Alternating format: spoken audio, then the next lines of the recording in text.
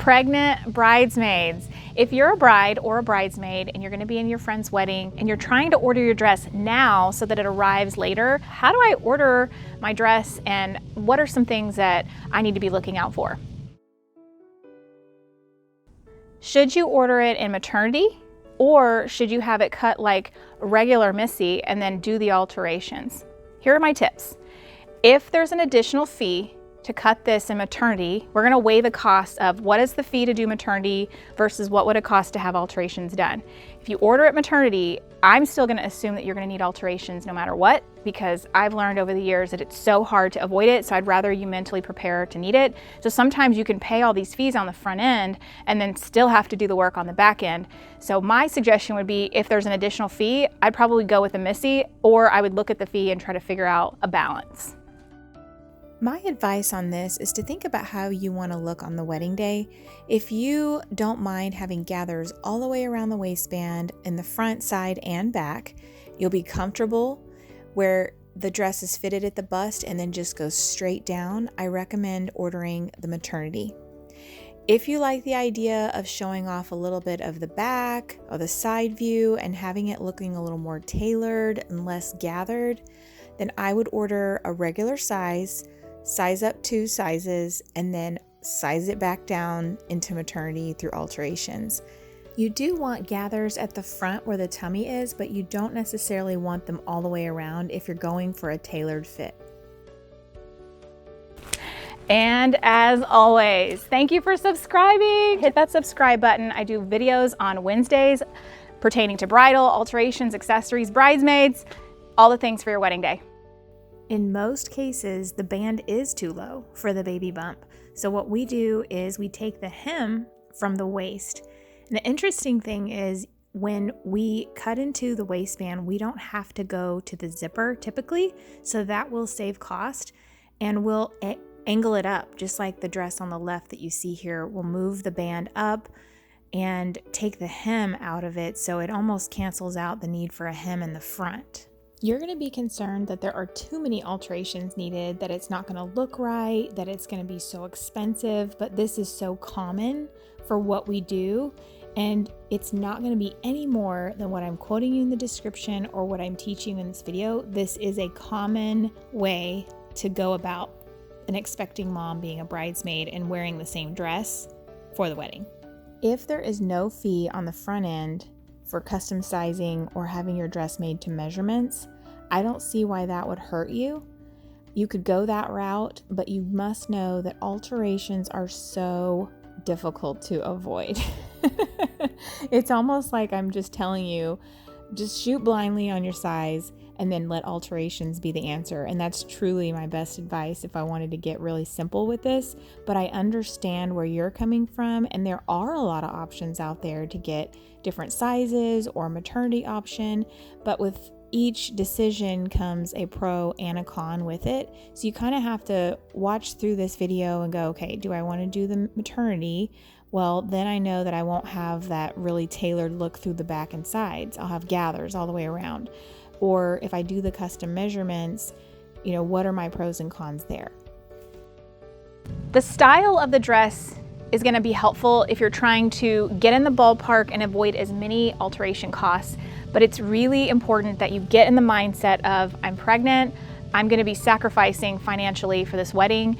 As a pregnant bridesmaid, you will be investing more into the alterations because many times you're going to be taking a Missy women's dress and turning it into maternity, or you're going to order a maternity dress without having tried it on at that stage, and then when it comes in, you're going to be making the fit with alterations.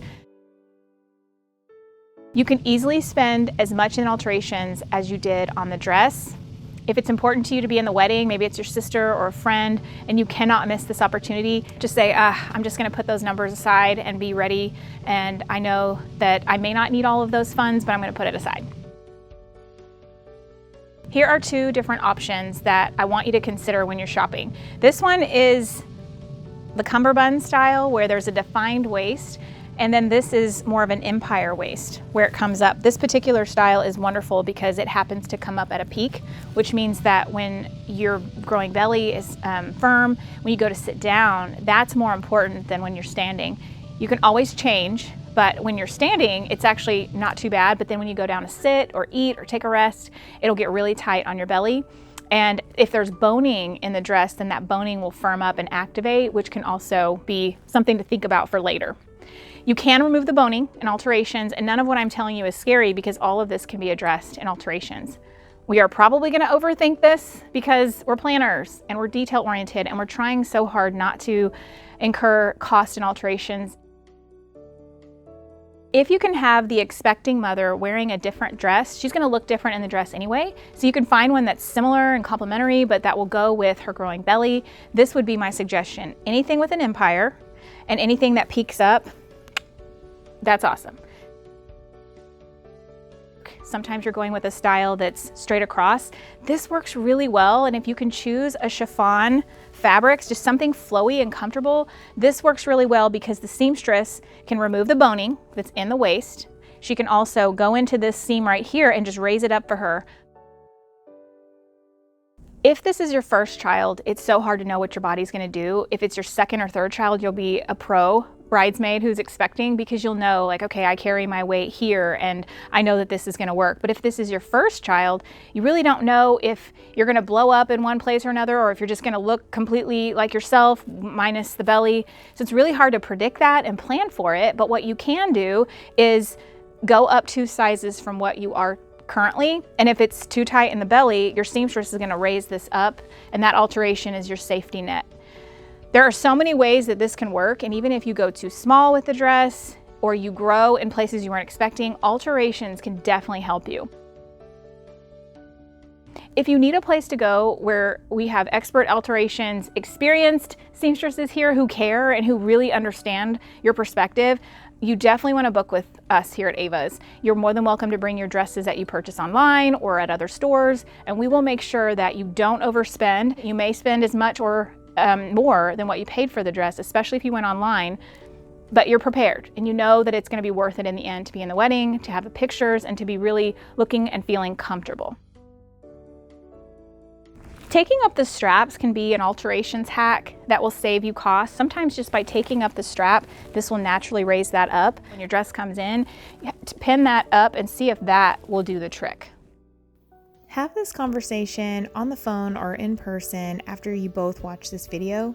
I think it's really important for her to look like everyone else if everyone else is going to be wearing the same dress, but at the same time she's going to look a little different anyway, but she can still look like the cute pregnant version in the same dress. And no matter what you do, if you go with a separate dress that's maternity, she's still going to have alteration costs. So I think I would definitely factor that in, because I'd hate for you to go this other direction expecting it to save you from alteration costs and then just to be right back there and thinking, man, I could have just worn the same dress. Do you need the link to book? Perfect. I'm going to put all my contact information, any links to book for alterations, or if you're a new bride and you haven't started shopping for your dress, I want to meet you. I'll put all my information in the description box. You can go straight to my website, avasbridalcouture.com/shop. I've got all the buttons there for you to book an appointment for alterations or for bridal. We also have accessories here too. Be sure to grab our bridesmaid shopping guide. We're going into a chapter where we are going to be shutting down our bridesmaid department, but we still offer guidance and consultancy as well as services for alterations here at Ava's. Thank you so much for watching. I will see you in the next video.